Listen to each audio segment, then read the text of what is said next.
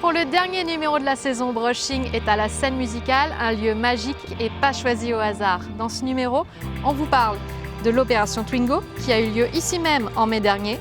C'était aussi le cas du campus TF1. On reviendra évidemment sur cet événement incontournable du marché et on ira faire un tour un peu plus loin, direction les Cannes Lions. Bienvenue dans Brushing.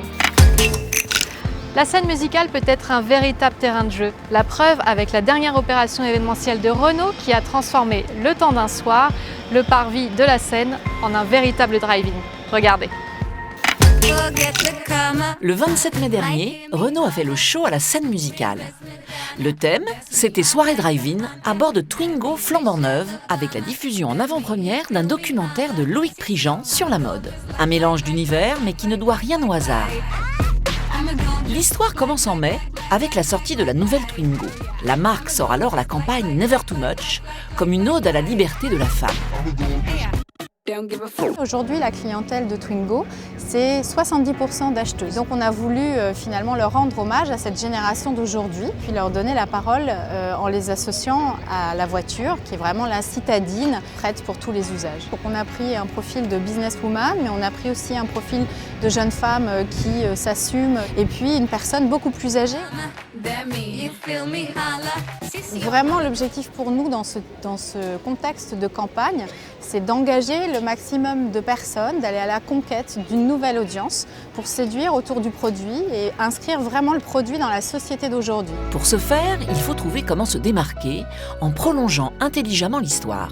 C'est alors qu'entre dans la danse le groupe TF1 et l'agence Fuse. Dans l'idée effectivement de capitaliser sur la nouvelle plateforme de communication à l'occasion du lancement de la nouvelle Twingo qui était Never Too Much, on a pensé un dispositif Never Done Before à la scène musicale et en collaboration avec TF1 Events. Dès qu'évidemment TF1 Live est arrivé avec ce projet, on s'est dit c'est l'opportunité de faire le premier drive-in sur la scène musicale. Donc ça c'était magique. Quel levier on a utilisé?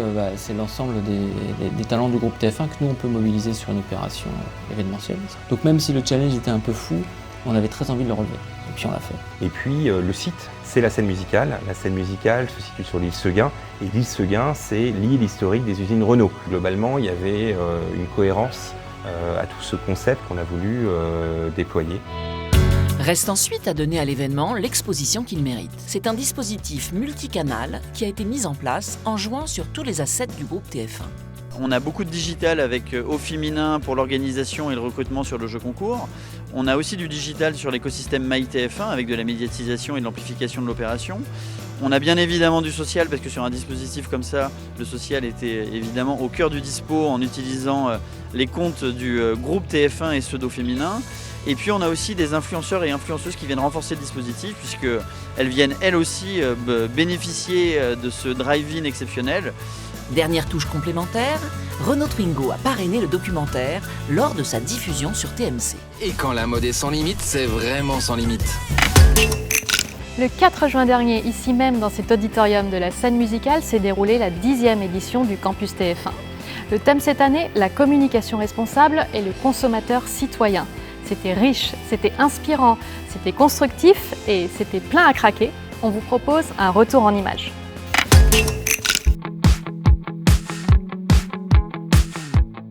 Pour sa 10e édition, le campus TF1 est parti à la conquête du consommateur citoyen. Devant une salle comble, à la scène musicale, médias, annonceurs, instituts et agences étaient rassemblés pour parler de ces nouveaux consommateurs plus responsables, plus engagés. Ce genre d'événement est très important parce que nous touchons là des marques qui sont des prescripteurs, qui agissent en profondeur sur le comportement des consommateurs et des citoyens et qui peuvent dire beaucoup aux gens et leur permettre de changer de comportement.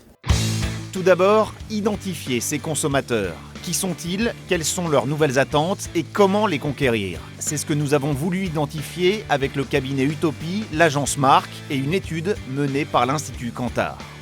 On a traversé 40 années de consommation où finalement on consommait les yeux fermés en se remettant complètement entre les mains des industriels et des distributeurs. Et aujourd'hui, on est dans un excès inverse où le consommateur veut absolument tout contrôler, tout vérifier. Aujourd'hui, le consommateur, il a les moyens de son action et ça renverse la charge de la preuve et la force. Pour répondre aux attentes du consommateur citoyen, les marques doivent devenir positives et s'engager dans une démarche de développement durable qui soit totalement intégrée à leur business. Rythmé par de nombreux use case annonceurs, le campus TF1 a su démontrer qu'une communication responsable favorise l'efficacité des campagnes et donc l'engagement des consommateurs. On est tous traversés par cette envie de changement dans la consommation. Et ce qui est enthousiasmant, c'est que quand on s'empare de ces sujets et qu'on fait évoluer l'offre et qu'on explique la façon dont on a travaillé, les consommateurs répondent très positivement. Aujourd'hui, sur la Green Letter, on a des taux d'ouverture de plus de 150%. La moyenne des taux d'ouverture de newsletters en France, c'est à peu près 30%. Donc on voit vraiment, je dirais, une soif d'horizon, une soif de forêt, une soif d'impact positif chez nos lectrices qui est très très forte. Les consommateurs en France, mais ailleurs dans le monde, attendent des marques, attendent des entreprises qu'elles innovent dans ce domaine. Donc ça sera effectivement un levier de croissance demain. Ça l'est déjà aujourd'hui et ça le sera demain. On sent que l'entreprise Carrefour est plus attractive du fait de cette stratégie de transition alimentaire pour tous, pour attirer les jeunes talents qui se projettent mieux dans notre entreprise parce qu'on a ce type d'engagement. Compte tenu de l'émergence de ces nouvelles populations, de ces nouvelles postures alimentaires, notamment la sensibilité au bio, au commerce équitable, au commerce de proximité, il existe aujourd'hui des outils qui permettent de bien couvrir ces cibles. Si on veut toucher les consommateurs, eh bien, il faut créer des cibles qui reposent sur des postures et des attitudes, et pas juste sur j'ai tel âge et j'ai tel sexe et je suis dans tel CSP.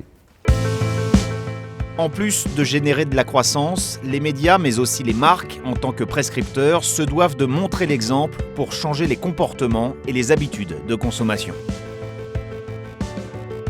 C'est bien sûr l'information, c'est aussi nos fictions, nos divertissements, qui sont autant d'images et de représentations de la société d'aujourd'hui. Tous les jours, on s'engage à vos côtés pour valoriser vos communications et puis surtout pour essayer de leur donner l'écrin qu'elles méritent. Nous sommes un moteur de la consommation en France, peut-être le moteur le principal de la consommation en France. Donc moi, il m'a toujours semblé que si on pouvait avoir un rôle moteur dans notre écosystème avec les annonceurs, les agences créa, les agences médias, moi je trouve que c'est quelque chose qui nous importe. La feuille de route pour nous, elle est claire, c'est comment pendant les prochaines années, nous continuons d'être le leader du marché français en termes de communication éthique responsable. Et je le rappelais, notre source de fierté, c'est d'être un média populaire, accessible, et ça ne changera jamais. Chaque année en juin, la pub migre au sud. Brushing est donc parti en immersion au Cannes Lions pour parler tendance et aussi sport, puisque la Coupe du Monde de foot bat son plein et que le rugby nous attend à la rentrée.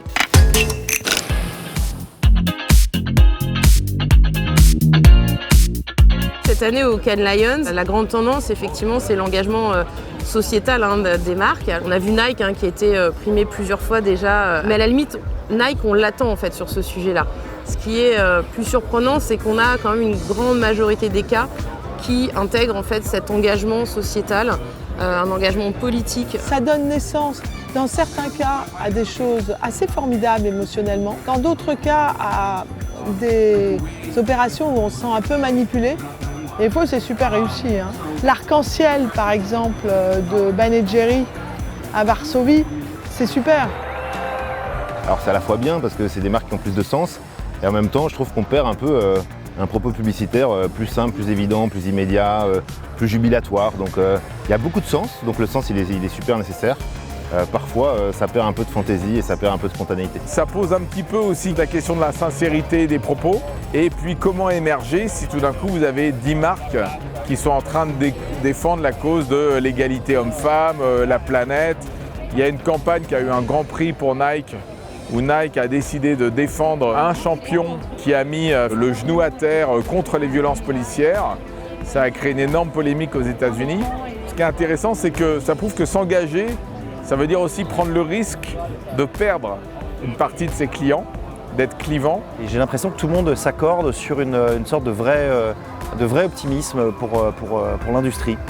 Là où il y a quelques années, on se demandait tous si on allait disparaître, si on allait tous se faire avaler par les GAFA, si on allait changer de modèle, disrupter. Ça tient aussi également au fait que les annonceurs ont envie de s'amuser. Donc on a de plus en plus de briefs sur des opérations de brand content. Une des grandes tendances que moi j'ai pu voir, c'est l'influence. Cette influence, elle est toujours quand même en perpétuelle évolution.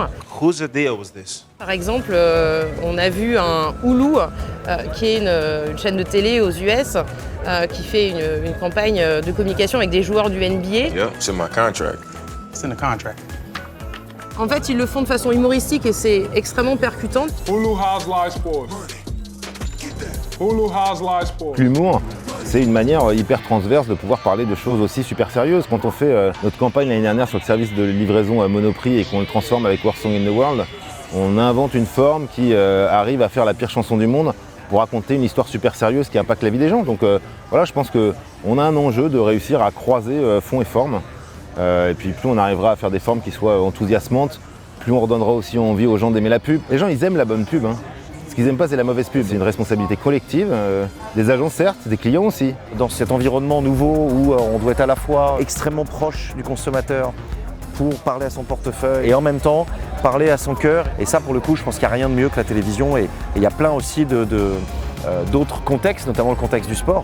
Quand vous rentrez dans un système sportif, par définition, vous ne savez pas ce qui va se passer. Donc vous recréez quand même l'émotion entre guillemets du live, de l'aventure. Et là aussi, dans un monde très très policé, il faut prendre ces risques-là quand on est une marque. Il suffit de voir l'engouement pour la Coupe du Monde de football féminin qui est quand même une surprise incroyable. Personne n'aurait pu imaginer qu'il y ait autant d'audience, qu'il y ait autant d'engouement. On a besoin en tant qu'individu, on a besoin en tant que consommateur de ces moments ensemble, de ces moments de communion. Et je pense que les marques doivent s'en saisir absolument. On s'est bien amusé et inspiré tout au long de la saison, mais il est temps de faire une petite pause. Restez au rendez-vous, on vous prépare plein de surprises pour la rentrée. D'ici là, passez un bel été et on se quitte en musique.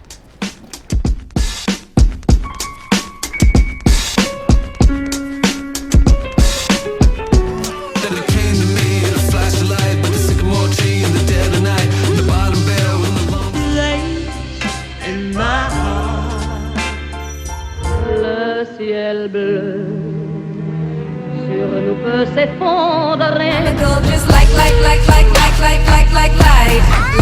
I'm a girl just like. I don't